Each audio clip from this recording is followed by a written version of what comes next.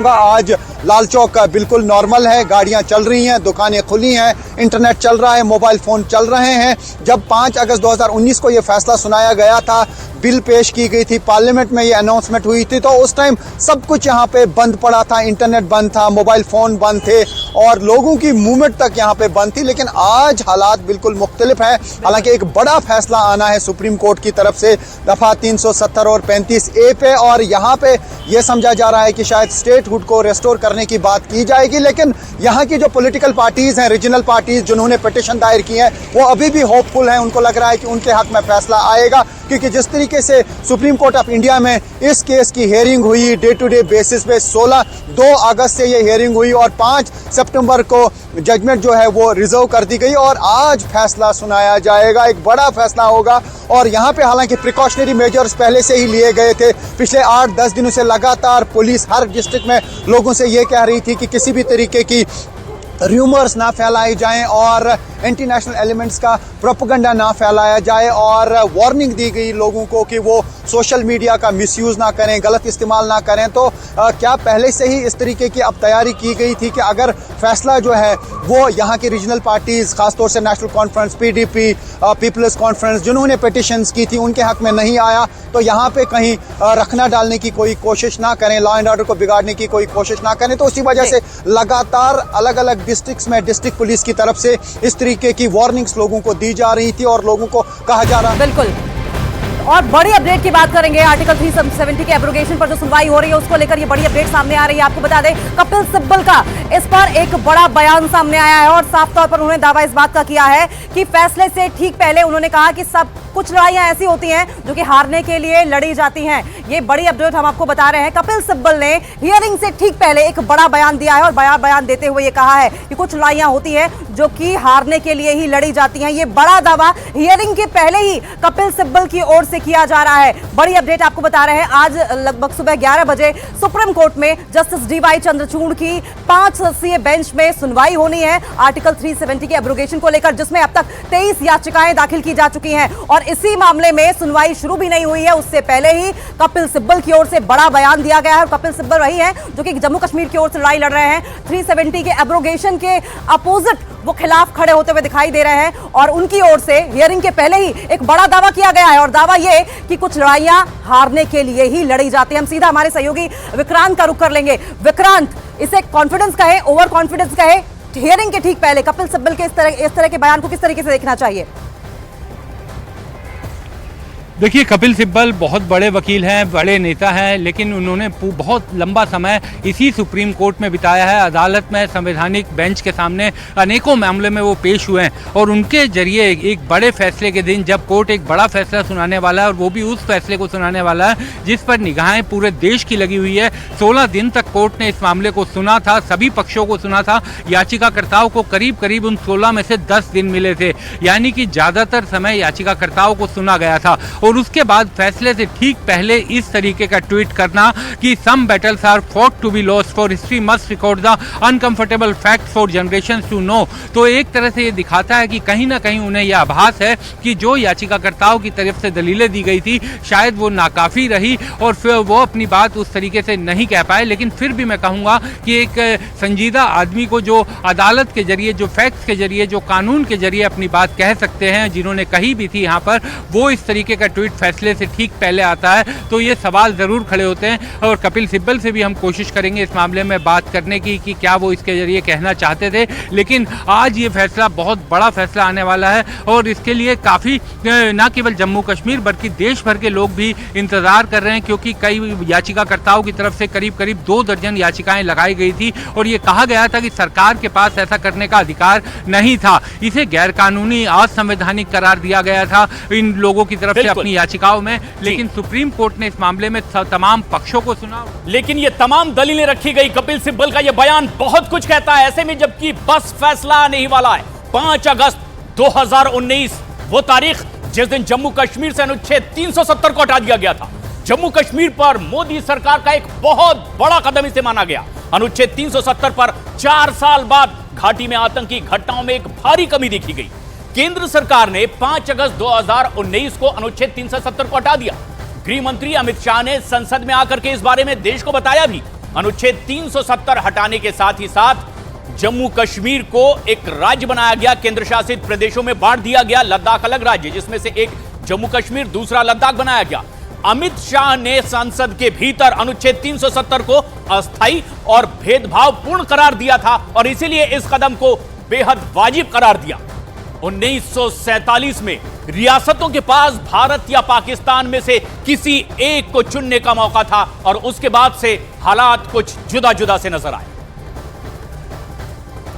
तो 1947 में रियासतों के पास भारत या फिर पाकिस्तान में से किसी एक में शामिल होने का विकल्प था और आपको बताएं कि अनुच्छेद 370 के तहत जम्मू कश्मीर के भारत का हिस्सा बनने का उसके पास अधिकार भी था। तो देखिए किस तरीके से अनुच्छेद 370 यानी कि आर्टिकल 370 के तहत जम्मू कश्मीर को भारत का हिस्सा बनने का अधिकार भी था, लेकिन संविधान में 17 अक्टूबर 1949 को अनुच्छेद 370 को जगह दी गई थी। इसके बाद क्या हुआ? जम्मू कश्मीर को भारतीय संविधान से अलग रखने का काम किया गया, यानी कि भारत का संविधान अलग होगा, जम्मू कश्मीर का संविधान अलग होगा, लेकिन इसके तहत राज्य को अधिकार मिले कि वो अपना खुद का संविधान तैयार कर पाए। इसके तहत जम्मू कश्मीर को खुद का संविधान तैयार करने की आजादी थी। अनुच्छेद 370 के तहत जम्मू कश्मीर को विशेष राज्य का दर्जा भी मिला था।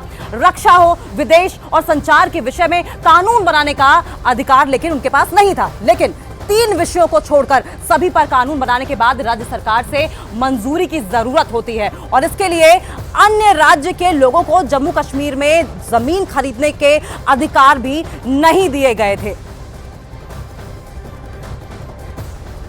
और ये एक बड़ा कदम था केंद्र सरकार का। आजादी के बाद से लगातार तमाम दावे पक्ष विपक्ष की ओर से किए जाते रहे, जो सत्ता पक्ष में होता था या फिर विपक्ष में। आखिरकार वो सबसे अहम बात कि क्या हालात हैं जम्मू में। सीधे हमारी सहयोगी कोमल इस वक्त हमसे सीधे जुड़ रही हैं। कोमल, क्या वहां पर जमीनी हालात इस वक्त जहां पर जम्मू में आपकी मौजूदगी है और हमारे सहयोगी रिफत श्रीनगर के लाल चौक में मौजूद हैं। कोमल, जिस तरह की बात हम देख पा रहे हैं कि वहां बस फैसला आने वाला है, किस तरह का रिएक्शन है, क्या कहती है जनता?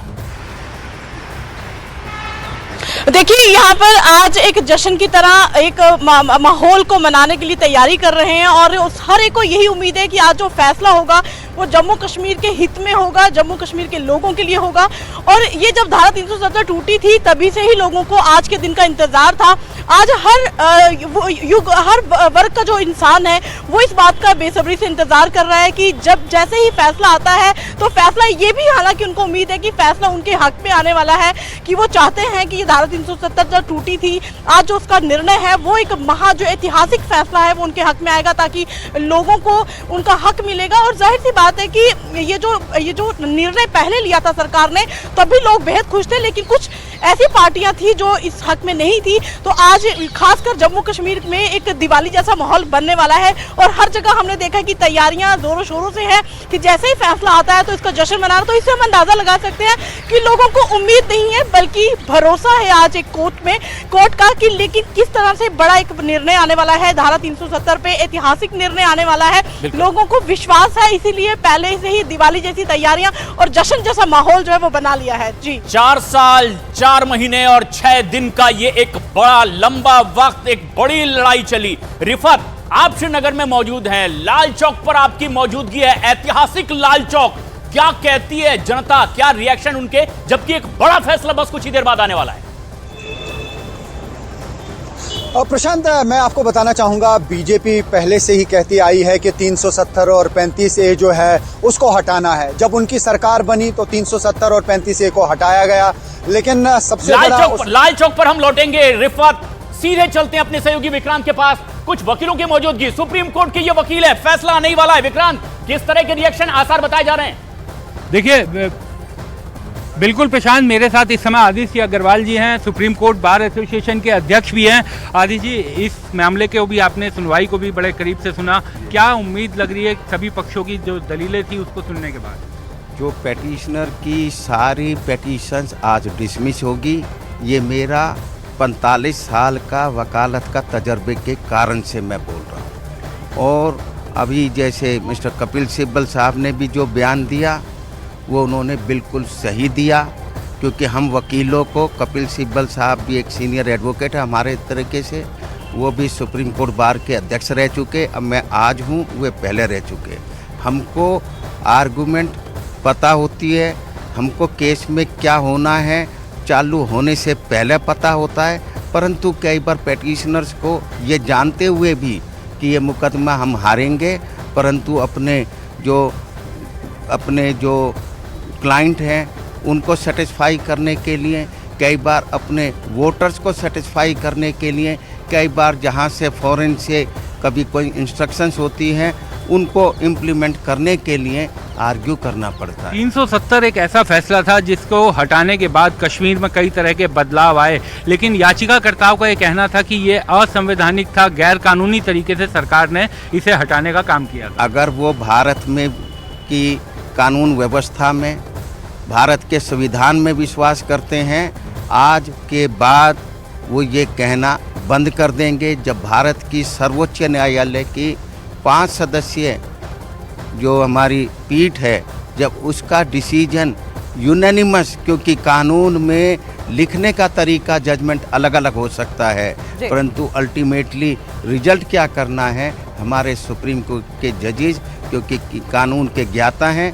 हमारे वो कॉन्स्टिट्यूशनल एक्सपर्ट हैं। बिल्कुल विक्रांत, और क्योंकि कानून को लेकर बात हो रही है, संविधान को लेकर बात हो रही है, आप उनसे एक सवाल ये भी पूछिए कि क्या संविधान की पावर और संविधान के विस्तार को लेकर भी और केंद्र और राज्य सरकारों का जो रिलेशंस है इस पर भी इस सुनवाई के दौरान चर्चा होगी? सर, आज का जो फैसला है इसमें कहा यह भी जा रहा था, वहाँ के जो राजनीतिक दल हैं उनके जरिए कहना था कि जो राज्य की विधानसभा थी वो उस समय मोशन में नहीं थी और ये केंद्र सरकार ने बिना राज्य विधानसभा को विश्वास में लिए ये फैसला लिया था। तो आज ये सुप्रीम कोर्ट क्लियर कर देगी कि जब गवर्नर रिकमेंड करता है, गवर्नर अगर असेंबली होती है, वहाँ गवर्नमेंट होती है, तो असेंबली को डिसीजन को कम्युनिकेट करा जाता है। सुप्रीम कोर्ट बार काउंसिल के अध्यक्ष ये बात साफ कहते नजर आ रहे हैं कि ये एक बड़ा फैसला है, सारी अर्जियां खारिज होने वाली है। शुक्रिया विक्रांत आपका, रिफात और कोमल आपका भी। बस कुछ ही देर बाद सुप्रीम फैसला आने वाला है, लेकिन आज गृह मंत्री अमित शाह जम्मू कश्मीर आरक्षण और पुनर्गठन संशोधन विधेयक राज्यसभा में पेश करेंगे। अमित शाह आज दोपहर इससे जुड़े 2 बिल राज्यसभा में पेश करने वाले हैं और ये दोनों ही बिल पहले ही लोकसभा से पारित हो चुके हैं। लोकसभा में इस बिल पर जवाब देते हुए गृह मंत्री अमित शाह ने कहा था कि कश्मीर में 45,000 लोगों की मौत की जिम्मेदार अनुच्छेद 370 था और इसे प्रधानमंत्री नरेंद्र मोदी ने उखाड़ फेंका।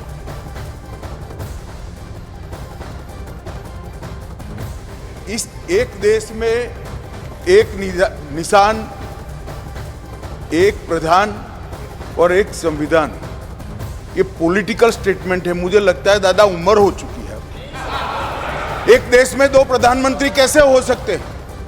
एक देश में 2 संविधान कैसे हो सकते हैं? एक देश के 2 झंडे कैसे हो सकते हैं? वो गलत है। जिन्होंने भी ये करा था उन्होंने गलत किया था। नरेंद्र मोदी जी ने इसको सुधारने का काम किया। आपकी सहमति ना सहमति से क्या होता है? पूरा देश चाहता था। और ये चुनावी नारा नहीं है, हम 1950 से कह रहे थे एक देश में एक निशान, एक विधान और एक प्रधान होना चाहिए, 2 नहीं चलेंगे और हमने कर भी दिया।